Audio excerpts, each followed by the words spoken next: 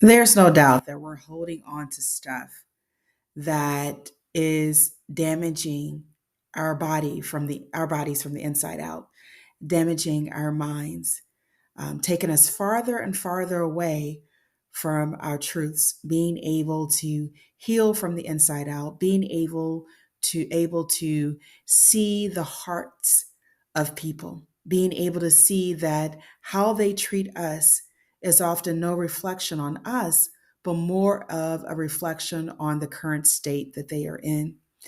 And it was actually my beginning of seeing this generational cycle of pain I've shared before with my father, and seeing, before the age of 4 or so, and being um, yelled at because I told the truth. I said that he was abusing um, my mother at the time.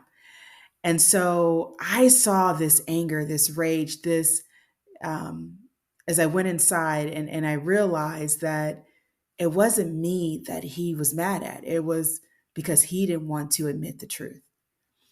And when we think about many depression, taking stuff in, anxiety, thinking that something is going to happen again in the future, these fearful thoughts that we have, and we have truths that tell us that we do not have a spirit of fear, but of love, power, and self control.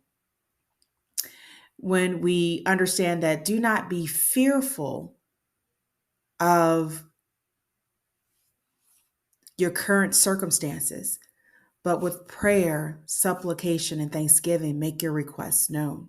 We have that scripture that tells us the Bible. I truly believe, I know there's a lot of stuff that is in the Bible, but as a child, what I've learned is that you focus on the things that resonate with you, the things that are there for you to give you the message of how to navigate this life, this world. Because often we forget that as we get older as adults. I've had periods of time where I've allowed my emotions to master me instead of aligning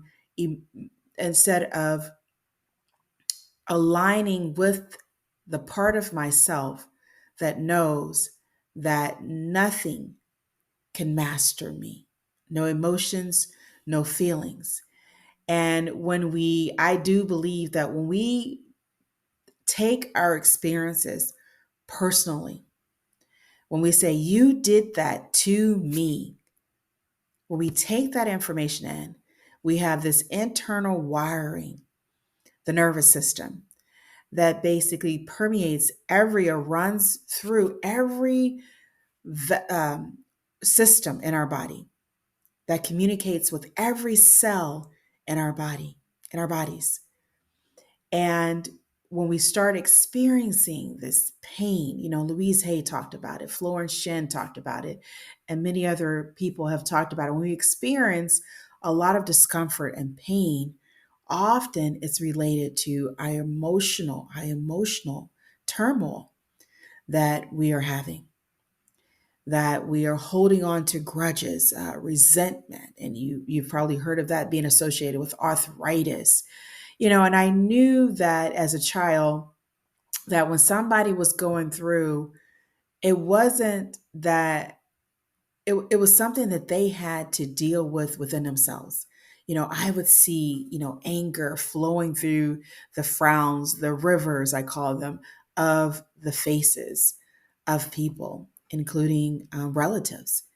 And I knew that wasn't the way that life's supposed to be. I knew that what I had said to another family member about my father was the right thing to do. However, it's through life that sometimes we can allow people to influence us, especially those that are close to us, that often can deter us away from our truths. And I don't sit here and I blame people for anything, because I think when you blame, that adds to that emotional turmoil, that adds to the discomfort, the feelings, the backaches, the shoulder pain, um, that adds to our increased susceptibility to colds, viruses, bacteria, when our body has another type of programming that is clouding.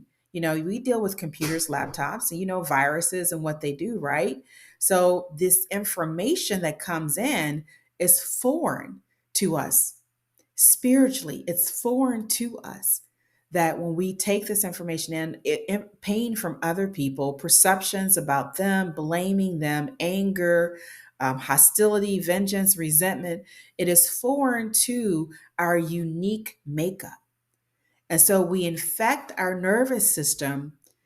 Therefore, we infect our bodies with these emotions and these feelings. And then we wonder about our increase in mental health illnesses. We wonder about teenage suicide. We wonder about low self esteem and teenage pregnancy. We wonder about low self esteem and domestic violence. We wonder about those things, but in the problem is the solution. And the solution is remembering who we are, remembering our spiritual makeup, staying grounded to the source, which I've just recently mentioned this week, actually, yesterday on another episode of my podcast. And so, why I started calling Fridays as Freedom Fridays. And I am not saying that the only day that we let things go on is on Fridays or on Fridays, but that every day we spend time assessing ourselves, evaluating how did I respond, not in an obsessive way, but in a more student way, that our lives become student centered and being more aware of what we're taking in side of us and addressing anything that has gone inside and pulling up those weeds. When I'm writing a book on cultivate your inner garden, but pulling up what I call those weedful thoughts, seeds that have been sown into us that often sometimes we don't see, just like birds. When I was planting my garden in Oregon, and I had rows of onions and carrots and broccoli and all different types of vegetables. And I found out that birds actually come and they actually steal your seeds. And so therefore one day I came out and I had a beet that was like way outside the garden. And I thought about it, that the bird, as they're chomping on seeds or the wind blows, that the seeds are falling in other places that we don't know about.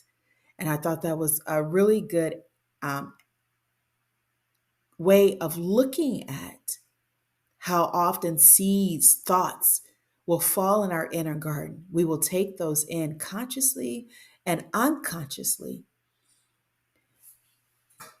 And before you know it, we're dealing with something and we're not sure why that happened. But if we really assess ourselves and really say, okay, who am I mad at? Who haven't I forgiven? Why am I having this ache, this pain in my upper right shoulder? Why am I feeling, arthritic pain? The weather's fine. Why am I feeling that? And I remember reading something that someone was saying, and I don't know if it was, I get emails from The Secret, Rhonda Byrne, Byrne, I believe her last name, but someone had written that when they were experiencing something, they asked themselves why, and the answer came.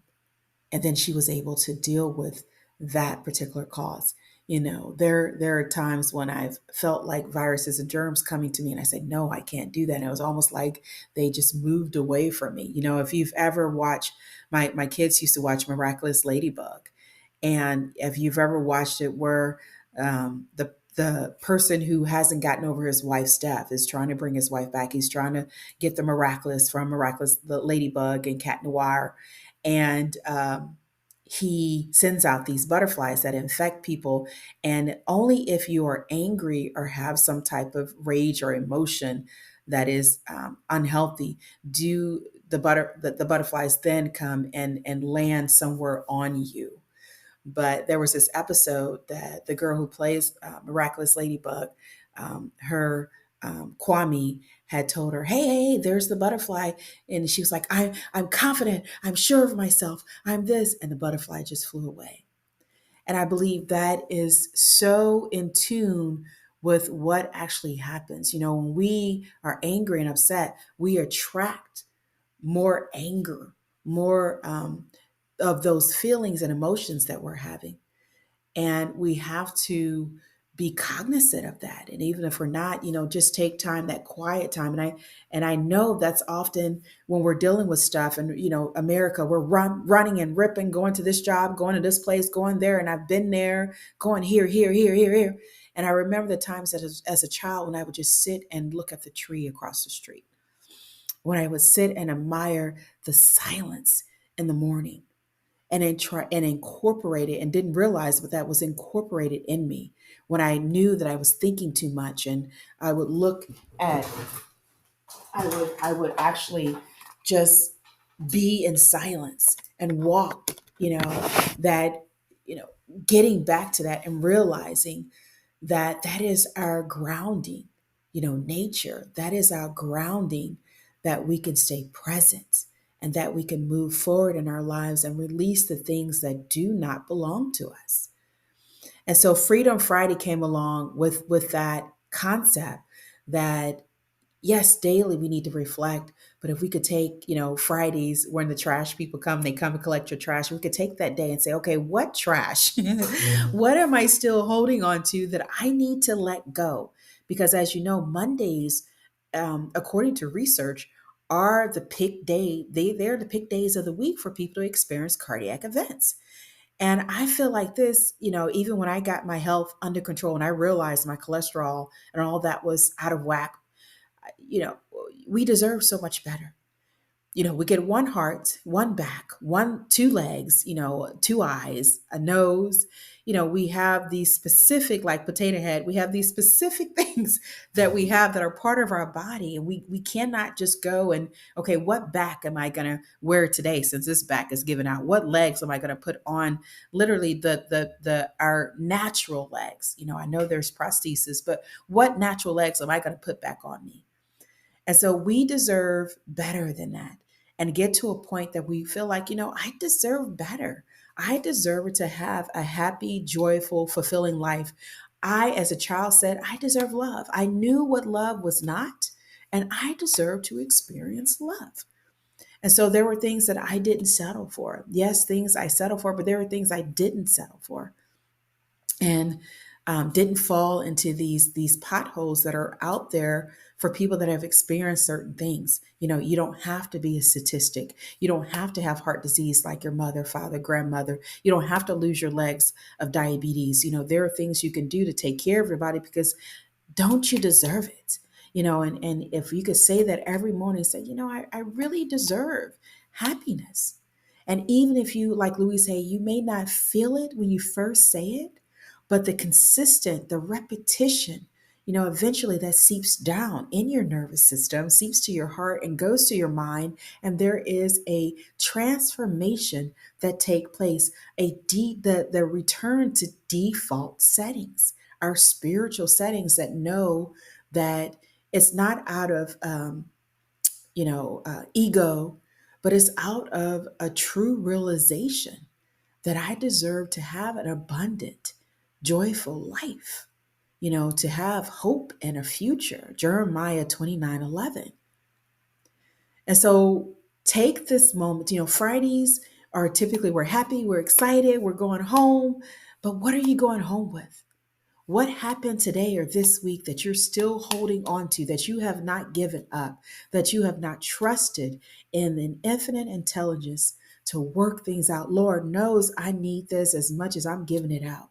And I think that's one of the greatest things that we can do when we share and remind people of who they are, because whatever you teach to whoever you teach it to, you become more of it. Not only are you teaching it to future generations, but you are consistently grounding that message inside of you.